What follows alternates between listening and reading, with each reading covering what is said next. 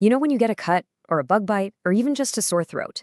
Have you ever stopped to think about what is actually happening in your body? We tend to think of inflammation as the problem itself, right?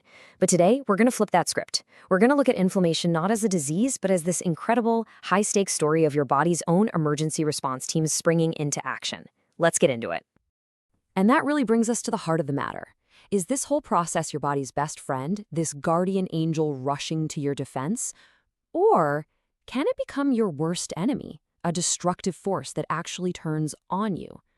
Well, as we're about to find out, the answer is both. So, at its absolute core, inflammation is a protective response. That's its day job. It has three clear goals. 1, eliminate the threat. 2, clean up the mess. And 3, kickstart the rebuilding process. Just think of it like the first responders showing up to an accident scene. It's all about control, cleanup, and repair.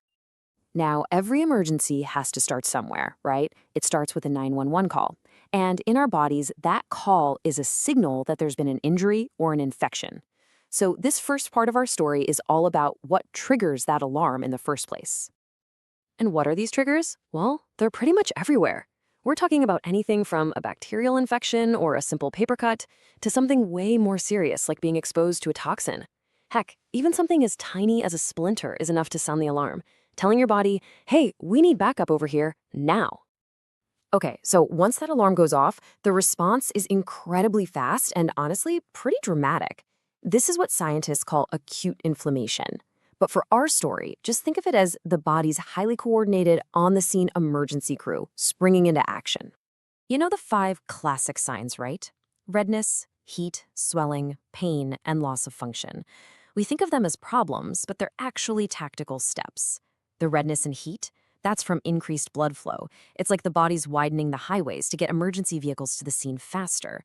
The swelling happens because those blood vessels get a little leaky on purpose to let the responder cells out. And the pain?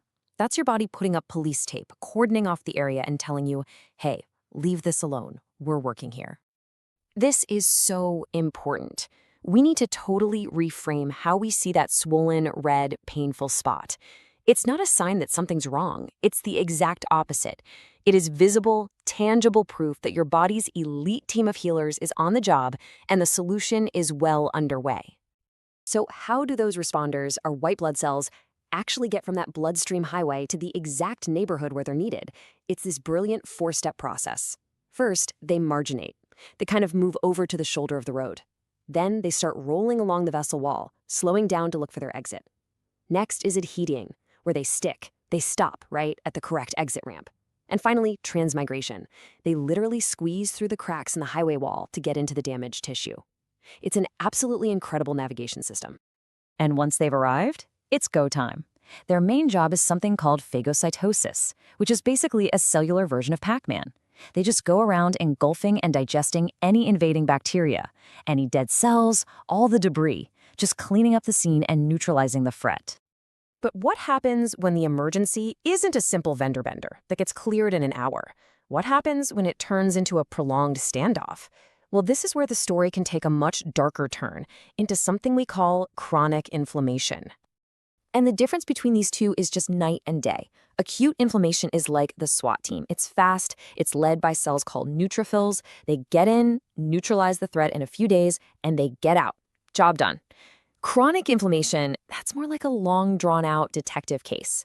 It's slower to start, it can last for months or even years, and it involves a whole different cast of characters, like macrophages and lymphocytes, the detectives who are in it for the long haul. So why does this standoff even happen? Well, sometimes it's a really stubborn infection the body just can't seem to shake. Other times it's because of long-term exposure to an irritant, like some kind of industrial chemical. And then there's the really tragic case of autoimmunity, where the body's defense system gets confused and mistakenly declares war on its own healthy tissues. I think this quote just puts it perfectly. An acute response is a controlled burn, right? A useful fire that clears away dead stuff so new things can grow. But a chronic response, that's a raging, uncontrolled wildfire that just keeps burning and burning, causing massive continuous damage to the landscape of your body. Okay, but let's assume the fire is put out. The final phase of the operation can begin: cleanup and repair. It's time to call in the rebuilding crew. So after that initial battle, things can pretty much go one of 3 ways. Most of the time, we get complete resolution. Everything goes back to normal, good as new. In some other cases, the damage is a bit much and it leads to scarring. And then, in a smaller number of cases, that fire just isn't put out and it smolders on into that chronic state we were just talking about. Now, when it's time to rebuild, the body has two main strategies. Plan A, the ideal outcome, is regeneration. This is a perfect restoration where new cells replace the old ones and everything works just like it did before. Plan B, the backup plan, is fibrosis, or what we call scarring. This is where the body just lays down a tough patch of connective tissue. It seals the wound for sure, but the original function of that tissue, yeah, that might be gone for good. So why would the body choose the patch job over a perfect restoration? Well, it all comes down to how bad the damage was. If the underlying structure, you can think of it like the architectural blueprint of the tissue, is completely destroyed, the body literally can't rebuild it perfectly. So it does the next best thing.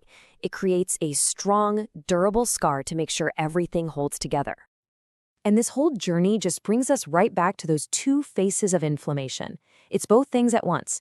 It is a life-saving first responder that is absolutely essential for our survival, and it's a potential source of devastating chronic disease when it forgets to turn itself off.